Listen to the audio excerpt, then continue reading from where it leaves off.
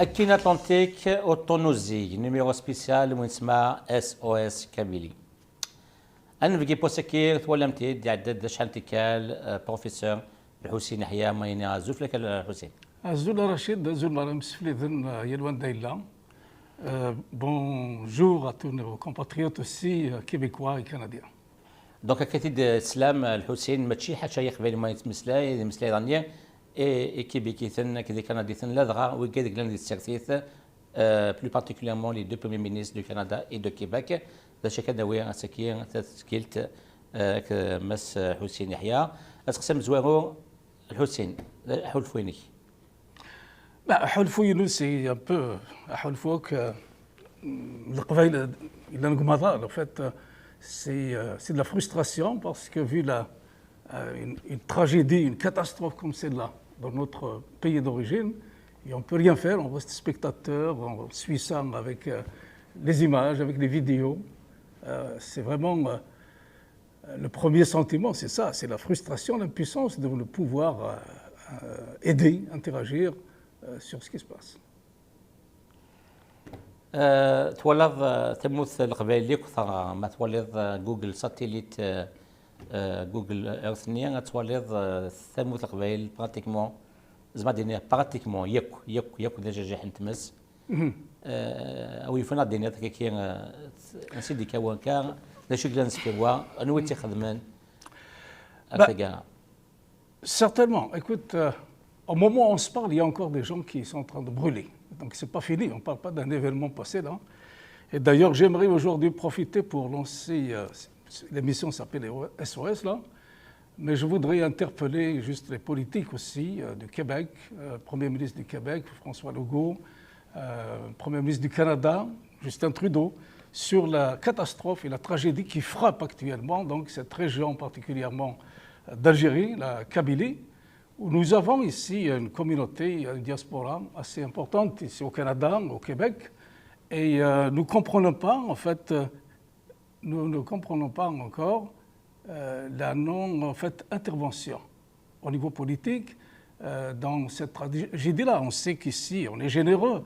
Au Canada et au Québec, on est intervenu quand il y a des tremblements de terre en Haïti, quand il y a des catastrophes, je me rappelle, même des incendies comme ça, là, une fois, je ne me rappelle pas l'année, mais il y avait un incendie aux îles Galapagos qui a ravagé cette réserve-là. Et le Québec a envoyé des pompiers canadiens.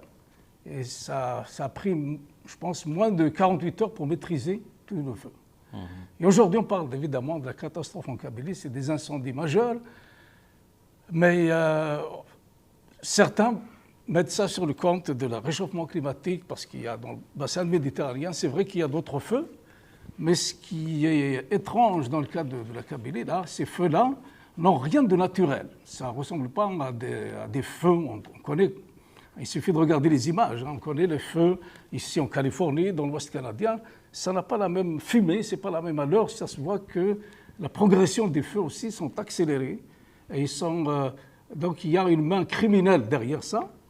Une planification, comme tu dis, il suffit de jeter un coup d'œil sur la map de NASA ou autre, là, on voit que c'est quadrillé toute cette région-là, qui a, soit dit en passant, mais en fait, peut-être pour ceux qui ne savent pas, mais c'est les Québécois, les Canadiens, c'est une région spécifique, c'est une région qui revendique son autodétermination depuis longtemps. Le problème a été amené aux Nations Unies récemment par le Maroc, et puis c'est dans la foulée de tout ça. Il y avait aussi, juste avant, ça fait maintenant une semaine que ça brûle pratiquement, depuis lundi dernier, ce que en fait, du point de vue humanitaire, mon appel là, en politique, c'est on va voir ces feux-là, c'est comme un bombardement au phosphore ou en napalm, et peut-être la population est exténuée, il est brûlé, les villages entiers. Il est temps de décréter, je ne sais pas, une espèce de cessez-le-feu, d'imposer un cessez-le-feu à cette région-là, et puis d'intervenir avec des Canadiens massivement pour éteindre ce qu'il y a à éteindre, et puis de voir politiquement les solutions politiques. Parce que le problème, il est fondamentalement politique, et actuellement, on assiste à une opération de type génocidaire et même écocidaire. Parce que la nature, même toute la végétation, les animaux, tout sont passés au feu. Et comme je vous dis, en regardant de près les images qu'on reçoit, les vidéos qu'on reçoit de Kabylie actuellement, il y a une constante qui revient. C'est que ces feux-là, ils se propagent à une vitesse vertigineuse et puis c'est ciblé. Il y a une volonté de tuer des gens, des villages. Tous les villages sont quadrillés par les feux. Les habitants sont souvent pris dans le village et sont brûlés dans le village. Et il y a donc un guidage, un système de guidage du feu et d'accélération. Les accélérateurs, on sait qu'il y a les bombes incendiaires, c'est le phosphore blanc en général qui sont utilisés. Ils ont été utilisés au Liban, au Gaza, dans d'autres régions du monde. D'ailleurs, j'ai comparé un peu les flammes de ces bombes-là, ça ressemble drôlement à ce qu'on voit en Kabylie. Donc il y a, comme je dis, une certaine intelligence derrière ça. C'est pas comme certains disent là, c'est la volonté de Dieu qui veut nous punir, mais c'est plutôt les services de renseignement algériens qui sont pointés du doigt par beaucoup de monde à l'intérieur du pays. Maintenant, comme je dis là, la communauté internationale elle a des responsabilités aussi. On a vu que, juste, je parlais du Covid là, il y avait le variant Delta qui faisait des ravages dans cette région-là, en Kabylie, et la diaspora, y compris celle du Québec, a aidé, a essayé d'envoyer des aides humanitaires d'urgence. Ils ont été stoppés par le gouvernement, parce qu'ils contrôlent les frontières, donc ils les ont confisqués. Pour quelle raison ils auraient confisqué ces médicaments-là? C'est qu'ils veulent qu'il y ait des morts par le Covid. Donc ça, c'était juste avant cette affaire de feu qui a démarré lundi dernier. Et c'est pareil. Tous les pays où il y a eu ces incendies en Méditerranée, ils ont des ressources beaucoup plus importantes, des fois, ils ont fait appel aux Canadaires de la communauté internationale. Le pouvoir algérien, évidemment, c'est la raison pour laquelle il y a de fortes suspicions que c'est un feu volontaire, c'est qu'il a refusé de faire appel à l'aide internationale, et sachant qu'ils n'ont pas de Canadair en Algérie, ni de bombardiers d'eau. Et les pays riverains, spontanément, ils ont proposé. Par exemple, le Maroc a proposé 4 Canadair, et ils ont été refusés. Pour quelle raison? Si ce n'est de faire le maximum de morts avec ces feux-là. La Tunisie aussi, d'après ce qu'on a parlé tout à l'heure, a proposé, ils ont un seul hélicoptère bombardier d'eau, ils l'ont proposé, ça a été refusé aussi. Je crois aussi avoir entendu que l'Espagne a proposé aussi, l'Italie aussi. Ils ont tous été refusés. La France, excuse-moi, juste terminer, la France de Macron a décidé, après 3 jours ou 4 jours de massacre, là, d'envoyer 2 Canadair, mais ils n'ont même pas demandé l'avis du gouvernement algérien, parce que c'est eux qui le contrôlent.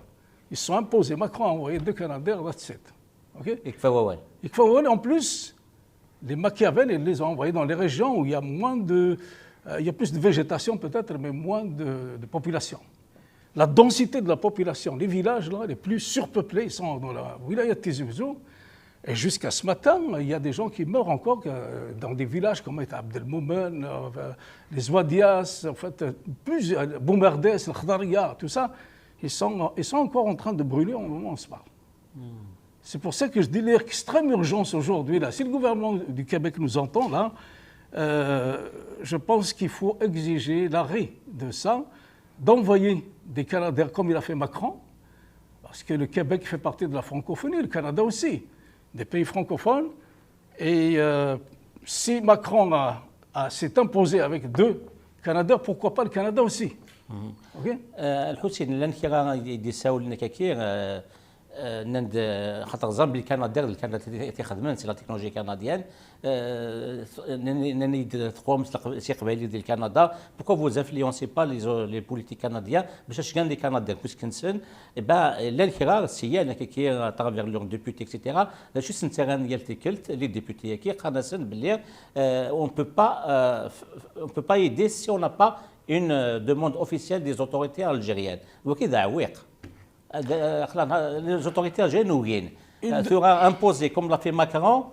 Est-ce que c'est pas qu'est-ce qu'il convient de faire devant cette situation? Moi, je pense que c'est les Nations Unies. Le Canada, il a le bras long au niveau international. C'est de pousser les Nations Unies à décréter, comme je dis là, par exemple, de faire un espèce de cessez-le-feu, parce qu'il y a là un grave problème de génocide humanitaire Donc il y a un droit d'ingérence, là, les Nations Unies peuvent se permettre et d'envoyer de force des Canadiens là-bas.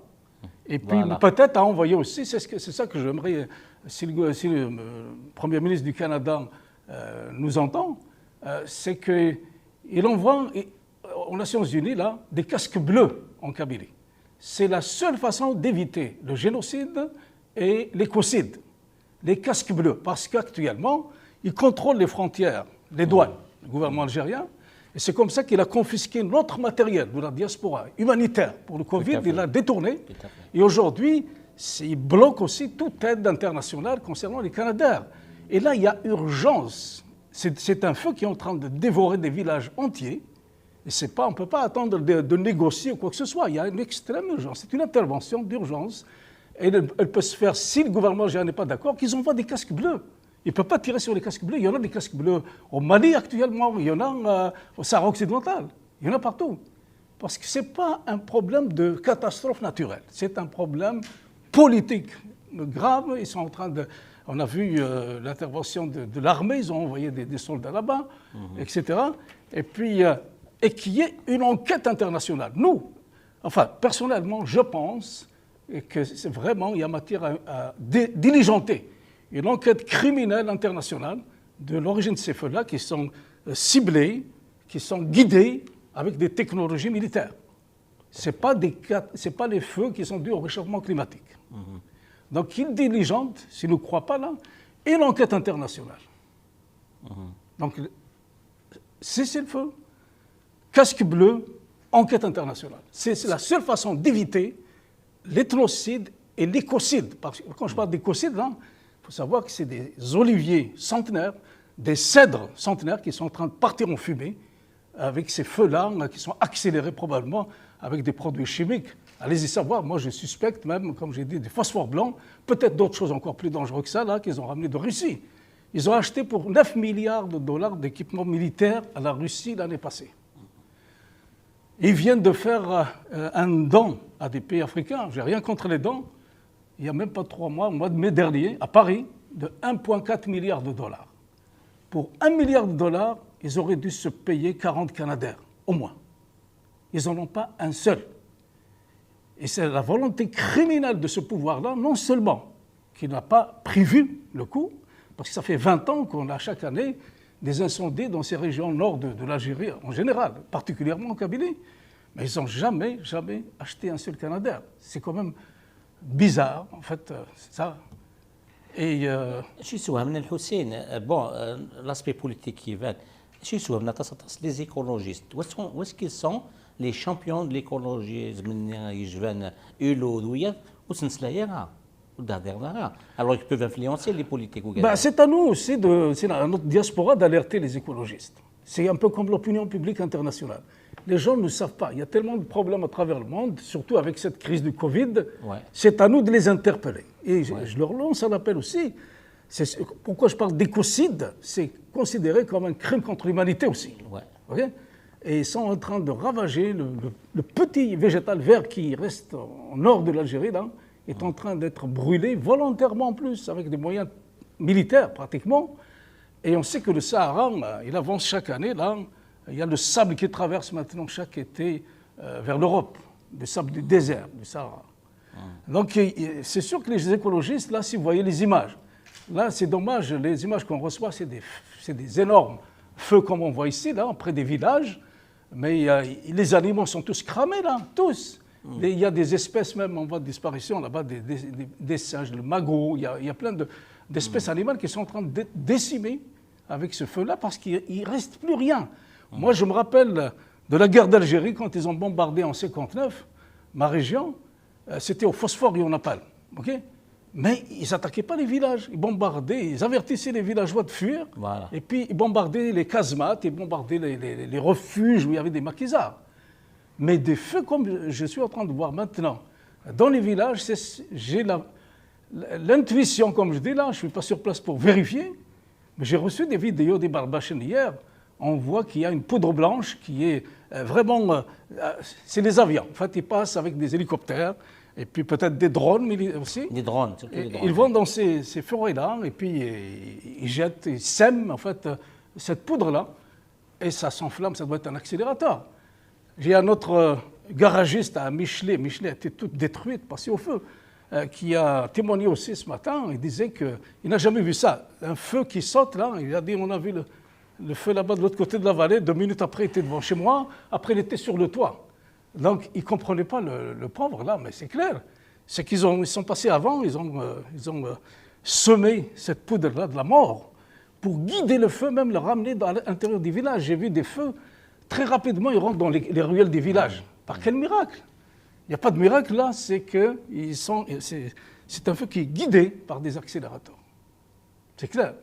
Donc, et en plus, ce que je dis là, pourquoi je fais appel encore une fois au ministre du Québec, François Legault, c'est qu'il y a une volonté non seulement de tuer des gens, des populations civiles, innocentes, désarmées, et il y a une volonté aussi de détruire l'économie de la Kabylie. C'est une région très pauvre qui vit que de l'immigration, d'où la diaspora qu'on a ici au Québec ou en France. Et puis, c'est le labeur de toute leur vie pour construire une propriété, une maison là-bas. C'est ces maisons-là qui sont en train de passer au feu. Donc il y a un coût économique qui va se chiffrer à des milliards et des milliards de dollars. C'est des milliards et des milliards qui sont en train de partir en fumée. C'est toutes les économies de plusieurs générations. Les oliviers, les figuiers, je parle des maisons, mais je parle aussi, oui, de toutes les propriétés. Le bétail, beaucoup vivent du bétail aussi. Et des arbres, comme je dis, ça n'a pas de prix. Il y a des oliviers qui sont centenaires, 200 ans, 500 ans, les oliviers. Les cèdres aussi. On ne peut plus les reconstituer, il faudrait attendre 500 ans pour... Ouais. C'est pour ça qu'on parle d'écocide. D'écocide pour la nature. Donc il y a vraiment une volonté de détruire l'économie de la Kabylie parce que c'est pour ça qu'on ne peut pas déconnecter ça du problème politique d'autodétermination du peuple kabyle qui est un peuple autochtone.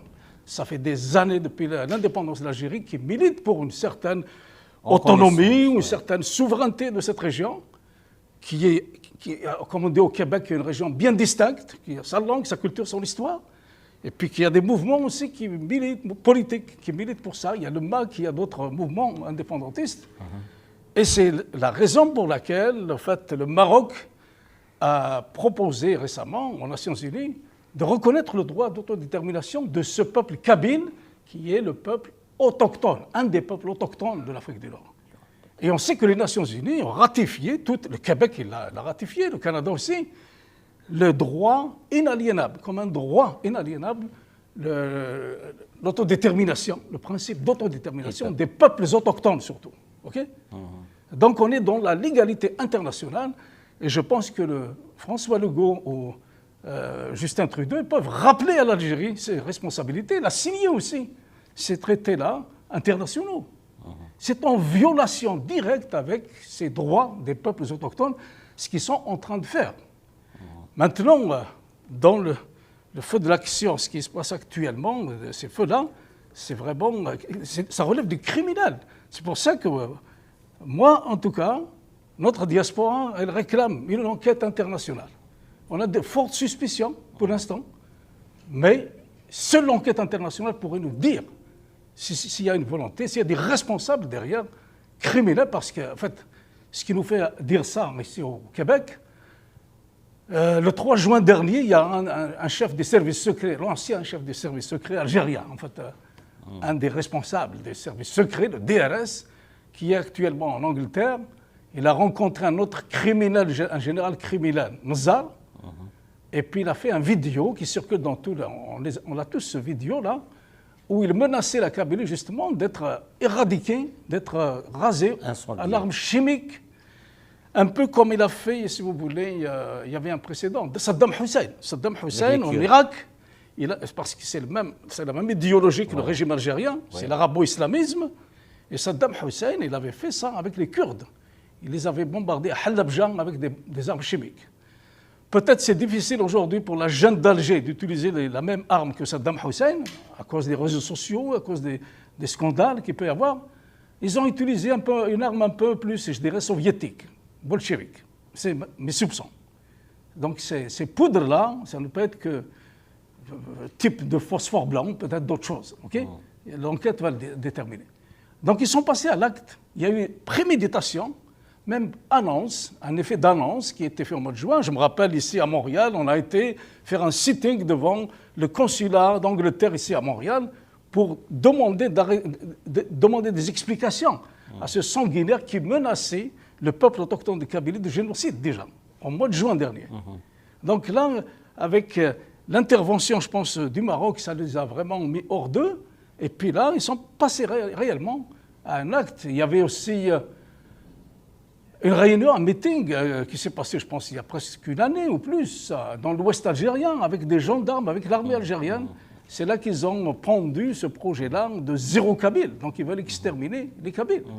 Donc c'est ça les raisons pour lesquelles je demande qu'il y ait enquête, qu'il diligente une enquête internationale pour savoir qu'il y a matière à vraiment crime contre l'humanité.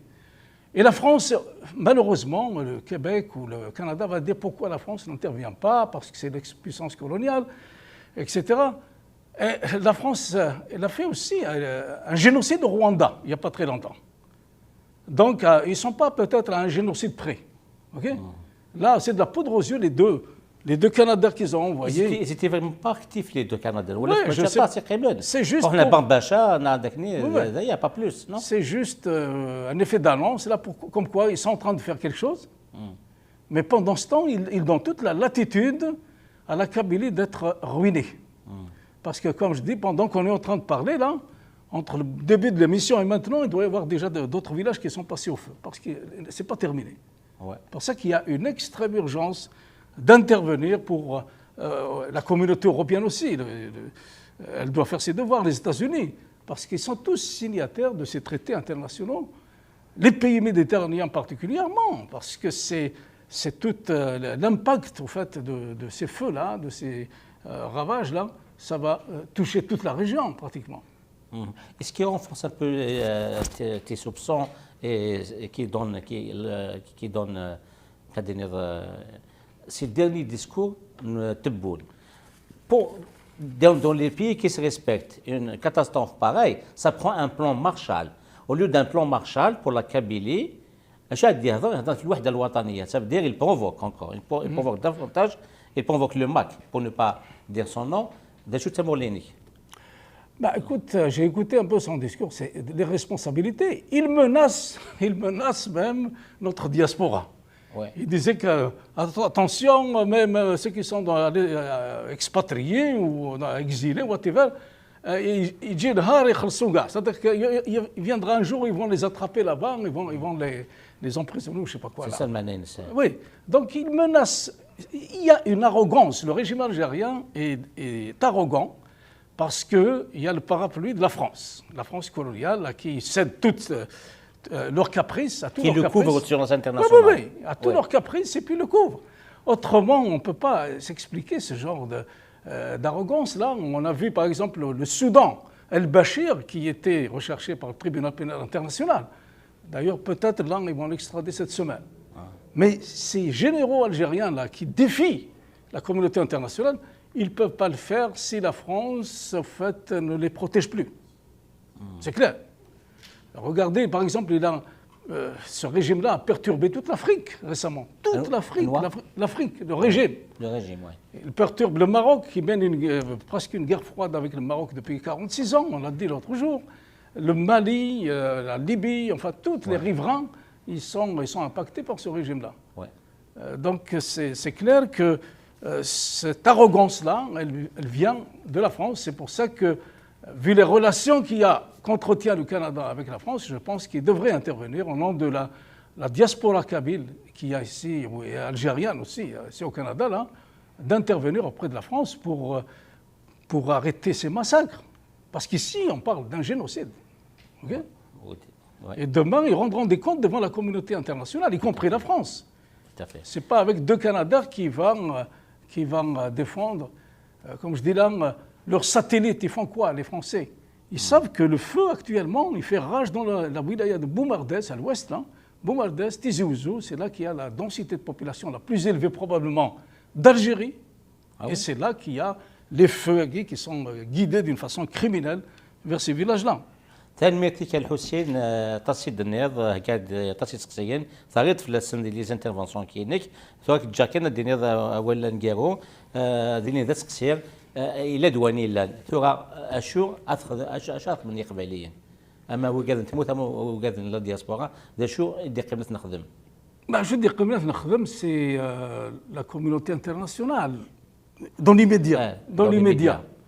C'est de faire tomber ces frontières-là, permettre l'arrivée des aides internationales, des aides humanitaires. Ouais. Parce que les gens, comme je dis là, il y en a qui sont cramés, mais il y en a qui sont brûlés au dernier degré. Ouais.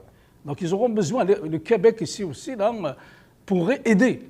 Ici au Québec, on a l'expertise pour le traitement des grands brûlés, il y a aussi bien à Montréal qu'à Québec. Ouais.